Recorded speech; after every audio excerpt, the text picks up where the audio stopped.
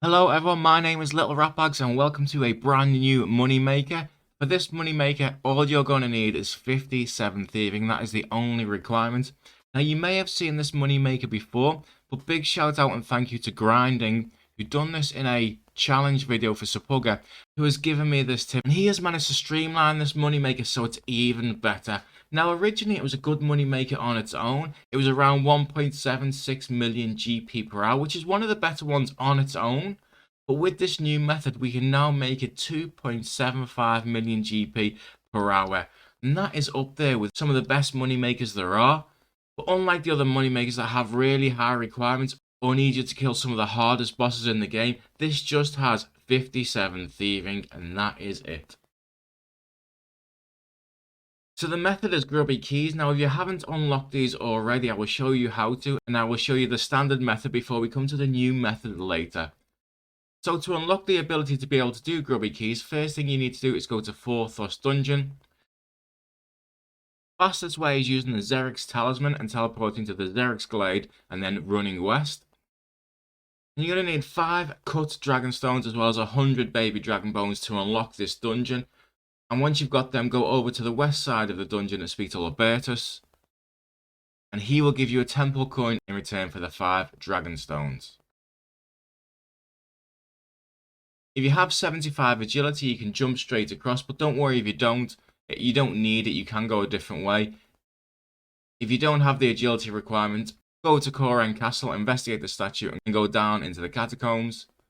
And then go to the very southeast corner, where there's a vine that takes you past the agility shortcut that I showed you before. Once you're over there, go down the center chamber and use your coin at the end, which will unlock the stone relief. Once inside there, pull the lever and that will unlock the door just to the south of you. The next thing you need to do is offer the 100 baby dragon bones on the sacred bone burner. And once you've done that, you'll be given a temple key.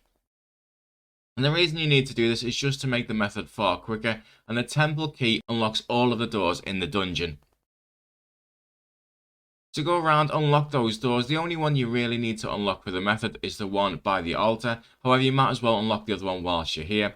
Once they've been unlocked, you no longer need the key and you can put it in the bank. The doors will always be unlocked from then on in. Now for the standard method, you're going to need a skills necklace and a ring of dueling, as well as the amount of grubby keys that people normally take. 3 to 4 is the standard. And all you're going to do is teleport over to the Woodcutting Guild. Run north to the dungeon entrance, that's the west dungeon entrance, because you can now use this as you've unlocked the doors. Go down there and run south in the dungeon to where you open the grubby chest. Now you may want to pray mage as you're going past. You are going to get a lot of food from the grubby chest, which isn't worth a lot of money, so it doesn't really matter if you don't have the prayer level to do this, but I would suggest praying mage as you go past the undead druids. Once there, open the grubby chest 3 times and drop the egg potatoes and try to take everything else, because the egg potatoes are the least value item that you'll pick up. Then teleport over back to Castle Walls using your ring of dueling. And with the current price of 11k difference between what you get on average from a grubby chest and the cost of the key, and the fact that you can do about 160 keys an hour doing this method, that makes you 1.76 million per hour, which is great on its own, but now I want to show you the new method, which is even better.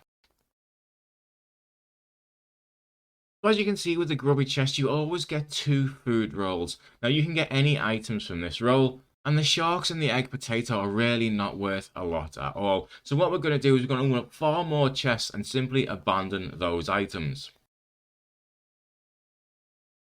So I bought myself 400 grubby keys, which should last me around about an hour, as well as some games, necklaces and ring of duelings. And in total I've spent 16.35 million GP. Now you don't have to have that much to do it, but obviously you make more the more money you can put into it. But if you don't have a lot, simply start off with a few keys and build yourself up until you're making this full amount per hour. And I've also created a tab which is all the items I might get from the chest, so at the end we can quickly price check and see how much we've made. So in this run, we're going to take 14 keys every single run, and we're just going to be really selective about what we take, because the price of a grubby key is 41k, and the average from the main item that you get is around 43, 44k, so you're pretty much making money anyway off just the big item that you get from the grubby chest. And then it's all about just taking the other items that are worth a lot. The prayer potions, the Sarah brews, and the super restores. Now to make this easier, I've set up using Runelight. Using the add-on menu entry swapper, you can do customizable shift clicks. Now if you take this and then you click on the... Now if you take this and then you right click on your inventory and then left click configure shift click, every single item in your inventory you can right click on and change what is the default thing that happens to that item when you hold down the shift button. So for example, I can change this item to use instead of drop when I press the shift button down and leave every other item as it was. So if I hold down the shift button, I will use instead of dropping any item that I want to keep in my inventory. So all the items that I want to keep, I can change to use, and all the items I don't want to keep will drop automatically when I just click quickly, hold shift and click through my inventory. And the reason this is so important is so you don't accidentally drop anything, because there will be a massive pile of items under you. And the only items you need to do for this are the prayer potions, the Sarah brews. You don't have to do every dose, just one dose is fine, as well as super restored and every item from the main drop table. You don't have to do this, but it just makes it a lot faster. If you prefer, you can right click and drop as normal, or just be very careful when you're dropping items.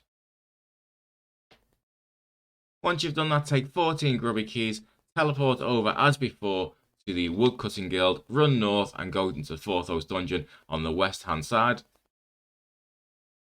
And head back to the grubby chest as you did before. This time when you're inside, every time you open a chest, the first one doesn't matter, but after the second one, you want to drop 4 or 5 items very, very quickly. That's why you hold your shift button down, you open a chest, and you quickly drop 4 or 5 items that you're not keeping. The high value items will always go up where the key is, apart from when you get an egg sack. If you get an egg sack, sometimes the higher value items go towards the bottom, and that's where you need to be careful and why I set up the use keys. For every chest, you're going to shift drop 4 or 5 items that you don't want to keep. The low value items, anything again other than the big ticket item, the prayer, Sarah brews and super restores. And then open the next key quickly.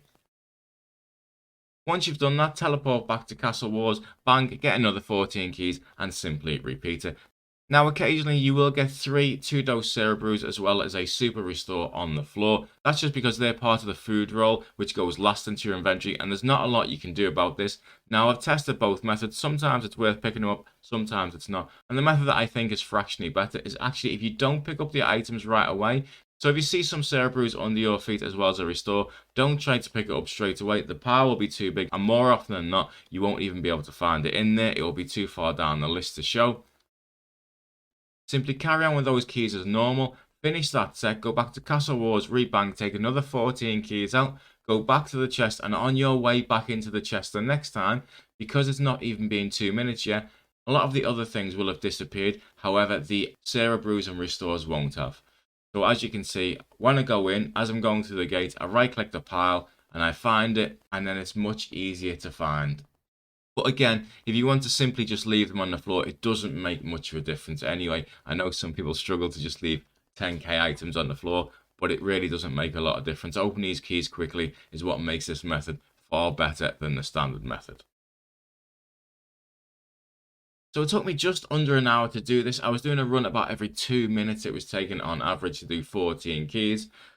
And at the end of the run, just under an hour passed, and I got 19.1 million back in items from them 400 grubby keys, which is a profit of 2.75 million in just under an hour. And I was actually quite unlucky because I got 4 more egg sacks than is average, so generally it will be a little bit higher than this, but I got 2.75 million in just under an hour with this new method. And again, to get that kind of money normally per hour, you're having to do raids, the hardest bosses, alchemical hydra, things like this that you're having to do for that kind of money. So amazing money maker for just something that only requires 57 thieving. Hope it helped you out. Hope you make a lot of money doing this. If you like the video, please drop a like and I'll do some more of these for you. It always helps out a lot. And if you want to subscribe, always have money makers out like this. And hopefully I'll have another one out for you soon.